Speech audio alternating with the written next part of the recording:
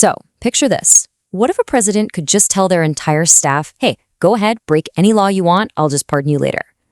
Well, a recent report suggests this isn't some crazy hypothetical, it might have actually been promised.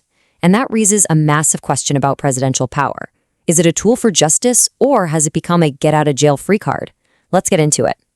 This right here, this is the alleged quote that kicked off a firestorm.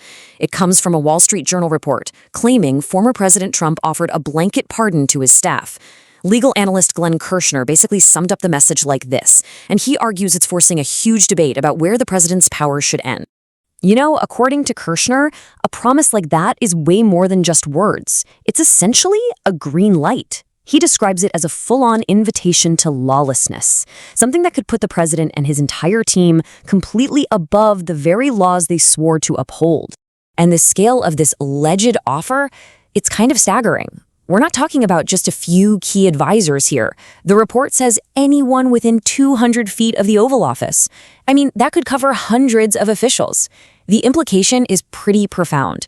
You could see a total end to legal accountability for an entire branch of the government. So that brings up a pretty big question, right? How could a power this incredibly sweeping even exist in the first place? Well, the answer takes us all the way back to the U.S. Constitution and a very specific and very powerful tool it gives to the president. The legal idea behind all of this is something called plenary power. It's a fancy term, but it really just means a power that is absolute, with no real review or limitations. And historically, that's exactly how the courts have seen the presidential pardon, as this broad, sweeping authority that's almost completely unchecked. Okay, but here's the billion-dollar question.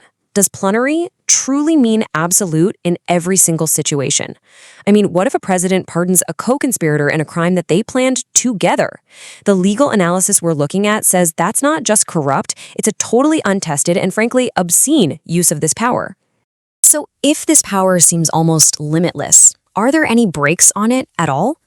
It turns out there are two potential ways to challenge what critics are calling a corrupt abuse of the pardon power. The first option is to take it straight to court.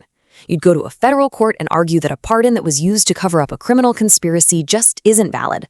But, and this is really important to understand, this is completely uncharted legal territory. No court has ever ruled on a case quite like this before. But there is a second option, and it might be the most powerful check on this power that we have. It's an idea rooted in one of the core principles of the entire American legal system: federalism. And here is the absolute critical distinction you have to remember. A president can pardon federal crimes, but, and this is a massive but, that power stops cold at the state line. A presidential pardon has absolutely zero effect on crimes that are prosecuted by individual states. And we have a really clear, very recent example of how this works. Donald Trump's conviction in New York on 34 felony counts, that was a state case. It was brought by the state of New York. And because of that, it is completely immune to any presidential pardon. Doesn't matter who is in the Oval Office.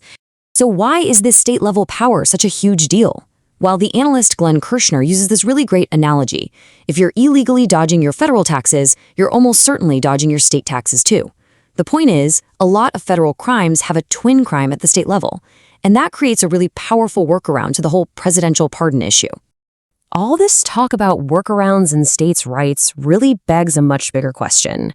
If this power is so wide open to potential abuse, is there any way to actually fix the system itself for the future? The analysis we're looking at really lays out two possible paths forward. First, Congress could try to pass new laws to put some guardrails, some limits on the pardon power. The second option is way more drastic. Actually amend the Constitution itself. But these two paths couldn't be more different. Sure, passing a new law would be faster, but it would almost certainly get challenged, and it's likely the Supreme Court would just strike it down. A constitutional amendment, on the other hand, is incredibly difficult to pass. But if it does, it's permanent and definitive. And that's why the analysis concludes that an amendment might be the only way to make a real lasting change. So all of this brings us right back to the fundamental question.